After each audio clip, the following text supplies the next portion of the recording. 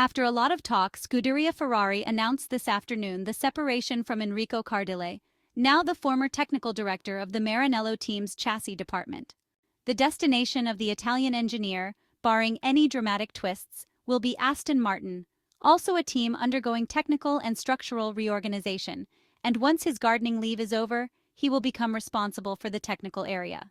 The role left vacant by one of Mattia Binotto's last technical members will be temporarily filled by team principal Frederic Vasseur, while waiting for Loic Serra, already hired from Mercedes, to finish his gardening leave on the 1st of October. Ferrari is also in the midst of a period of restructuring its technical department, which began over a year and a half ago with the arrival of the French manager. Enrico Cardile's departure from Scuderia Ferrari, in the form of immediate resignation, comes at a very delicate moment in the Maranello team's 2024 Formula One championship, especially after an aerodynamic update package that failed in every way and was ultimately rejected as Ferrari reverted to the Imola version of the SF24 car in the latest round of the season, the British Grand Prix at the 5.89 1-kilometer Silverstone circuit last weekend. But aside from this, Aston Martin's offer proved to be quite irresistible, as he will take on the role of technical director for an ambitious team, full of money, and with cutting-edge facilities, a team willing to do everything to return to fighting at the top. The underwhelming performances of the SF24 single-seater in recent races are certainly no accident. It has happened before with this technical group, more or less, as was the case in the 2022 Formula One Championship, that after a great start with the first major updates, the car took a step back, while in 2023 things went even worse, with a car that was designed terribly, then improved only to produce this year's car, which at least as a base wasn't bad at all. Then came yet another cold shower for the Ferrari fans, as well as for the drivers, who were forced to set aside the latest updates fitted at the Circuit de Catalunya in Barcelona due to the return of porpoising, which came back with a vengeance after 2 years in the fast corners. In short, they managed to create a real disaster again this year, a worrying regression that results in a significant loss of time in developing the 2024 Formula One car. A new aerodynamic package seems to be already in the works, but it will take time before it can be installed on the car. It will be crucial not to repeat the same mistakes, also because the base of the 2025 car, a natural evolution of the SF24, will be directly derived from the final version of this season's single-seater, awaiting a complete change in philosophy with the 2026 Formula One regulations. The rumors of the past few weeks have been the most varied. Italian aerodynamicist Enrico Cardile has accepted Aston Martin's offer to be the head of the project for the car that is expected to compete for the title starting with the 2026 campaign, also considering the partnership with the new Honda. Moreover, between the completely renovated factory and the significant funds provided by Lawrence Stroll, any engineer would struggle to refuse this position with all these resources available.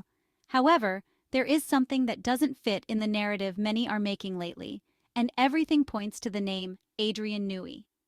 The English car designer, sought after and wanted by everyone, seems to have an offer of over $100 million from Aston Martin on the table, as well as an enticing proposal from Ferrari, and not only them, but also McLaren, Mercedes, Williams, and so on. It is well known that there is an agreement between the Scuderia and the legendary engineer, and it is also known that the signature has not yet been placed at the end of the dozens of pages of the contract. This is because, according to the narrators, Adrian Newey might also say yes to Lawrence Stroll's offer. However, if that were really the case, would Enrico Cardile have ever accepted this position? Let's be clear. The strong impression is that the Italian engineer did not take kindly to the negotiations between Ferrari and the former Red Bull engineer. Therefore, going to Aston Martin to be effectively subordinate to Adrian Newey seems objectively very difficult. Okay, the Brit would be a super consultant, whatever you want, but he would always be at the forefront of the team's potential successes, and also defeats. For this reason, we believe, as always since this sort of soap opera began, that Adrian Newey is closer to Ferrari than to other teams. Is it worth it? Probably yes. Will there still be suffering in 2024 for Ferrari fans? Obviously yes, but everything has a price. Enrico Cardile was serving as Ferrari's technical director for the chassis and aerodynamic departments, working in collaboration with fellow technical director Enrico Gualtieri.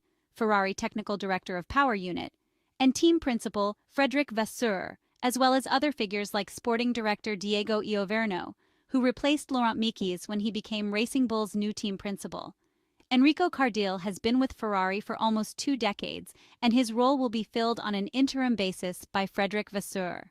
Rumors of an Aston Martin move have persisted for a while, and the Italian engineer could become its new chief technical officer, effectively moving in above current technical director Dan Fallows, rather than as a direct replacement for him. This is a big hire for a technical structure that already has plenty of big heavyweights within it, which will soon include another recruit, ex-Mercedes engine guru Andy Cowell. How Enrico Cardile fits into that dynamic of that team remains to be seen. It could be that his appointment above Dan Fallows will put pressure on the ex-Red Bull man to prove his worth. If the need for another senior technical figure means there are any doubts about his leadership and contribution, or it could actually free Dan Fallows up more to build on the patches of success the team has shown over the last couple of years, such as its leap forward at the start of the 2023 season. Technical organizations are so vast and modern, F1 cars so complex, that a traditional single technical director can struggle to have oversight of everything and make the most effective contribution themselves. Since that early 2023 purple patch, it's appeared to be a technical team that's brought upgrades that have made the car harder to drive, and having sustained successful mid-season development has been tricky. It's also hit the same ceiling as Ferrari with how much you can push these regulations before you encounter bouncing problems. You might wonder then, why bring in the architect of some of those bouncing problems Ferrari has been experiencing? But one person alone isn't responsible for a car's problems, though nor are they solely responsible for the solutions either. You only have to look at Audi signing James Key despite his tricky time at McLaren, or Williams' recent splurge of Alpine signings, to know that Formula One teams don't lose faith in good rival technical brains so easily. This is about Aston Martin making sure it has a heavy-hitting technical structure to make the most of Lawrence Stroll's huge investment in the team and its brand new facilities. Having a chief technical officer above a technical director isn't particularly outlandish or overstuffing. Considering the weight of the talent now in place, you could argue there's now little space for Adrian Newey at Aston, and you could even argue if Ferrari is the favored destination for Adrian Newey, who is still yet to make up his mind on his next move after his long experience alongside the Red Bull F1 team, then perhaps Enrico Cardile is making way to have a standout senior role elsewhere rather than risk falling into Adrian Newey's shadow. This could be seen as a loss for Ferrari given Enrico Cardile has been such a pivotal figure in its revival, but that may well change if it does capture Adrian Newey and then reaps the reward of any gold dust he's able to bring for the Formula One 2026 championship.